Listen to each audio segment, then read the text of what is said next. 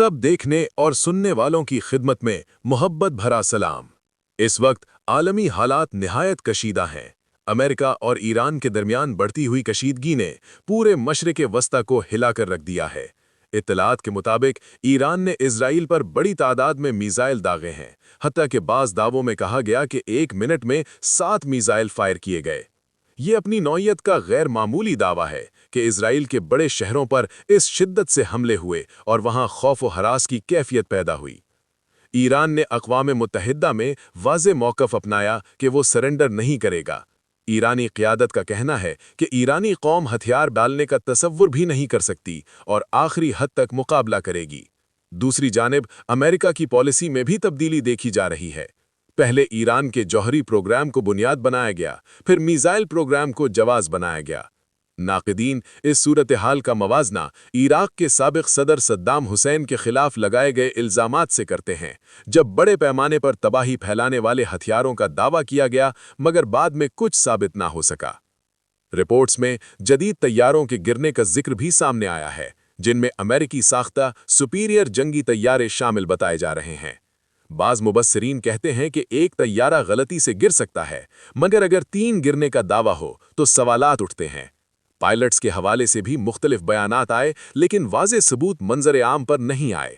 साबिक़ अमेरिकी सदर Donald Trump के हालिया बयानात में ये कहा गया कि अगर अमेरिकी फ़ौजियों को नुकसान पहुंचा है तो इसका बदला लिया जाएगा, जिससे अंदाज़ा होता है कि कशीदगी मज़ीद बढ़ सकती है। ईरान का कहना है कि उसके पास मुख्तलिफ अक़साम के जदीद मीज़ाइल मौजूद हैं, जो ज़ेरे ज़मीन महफूज तनसीबात में रखे गए हैं और उन्हें मुकम्मल तौर पर तबाह करना आसान नहीं। ईरानी बयानात में यह भी कहा गया कि इब्तदाई तौर पर महदूद नौइयत के मीज़ाइल इस्तेमाल किए जा रहे हैं और अगर जंग तवील हुई तो हिकमत अमली तब्दील हो सकती है।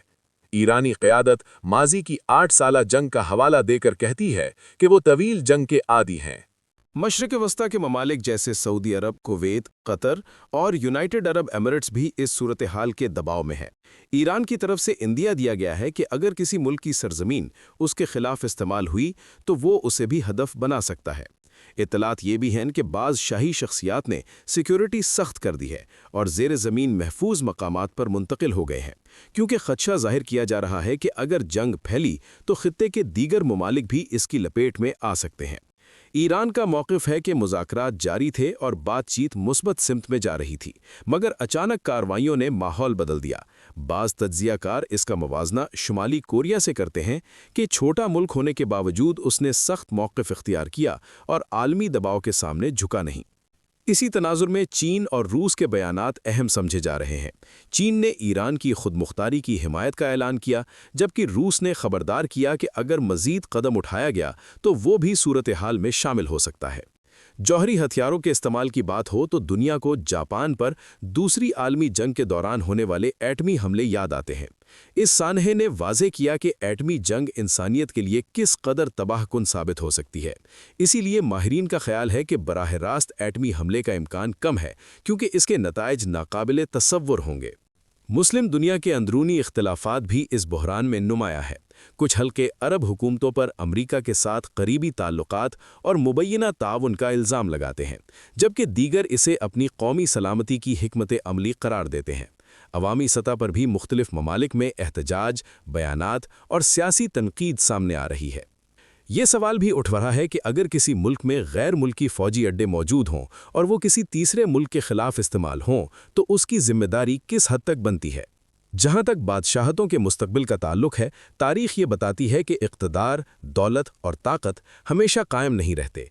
अगर हुक्मरान अवामी मसाइल, इंसाफ और इलाक़ाई अमन को नज़रअंदाज करें तो अंदरूनी बेचैनी बढ़ सकती है।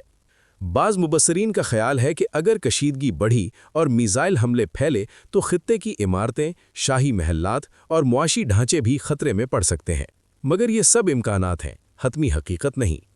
आखिर में ये कहना ज़रूरी है कि जंग किसी भी फरीक के लिए मुकम्मल कामयाबी नहीं लाती, बल्कि खित्ते को मज़ीद अदम इस्तेहकाम की तरफ धकेल देती है।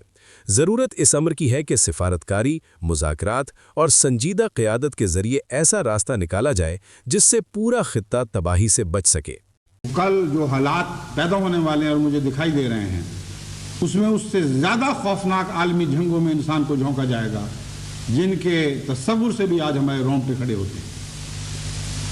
پہلی جنگ عظیم اور دوسری جنگ عظیم کی تو کوئی حیثیت ہی نہیں رہے گی اس جنگ کے مقابل پر جس کی تیاری آج امریکہ تمام دنیا کے لیے کر رہا ہے۔ یہ چند دن کے قصے، چند دن کی پھلجھڑیاں ہمیشہ کی روشنیاں پیدا نہیں کیا کرتی، ان پھلجھڑیوں سے آگے بھی لگ جایا کرتی ہیں۔ ہمیشہ کی روشنی تقویٰ اور سچائی سے پیدا ہوتی ہے۔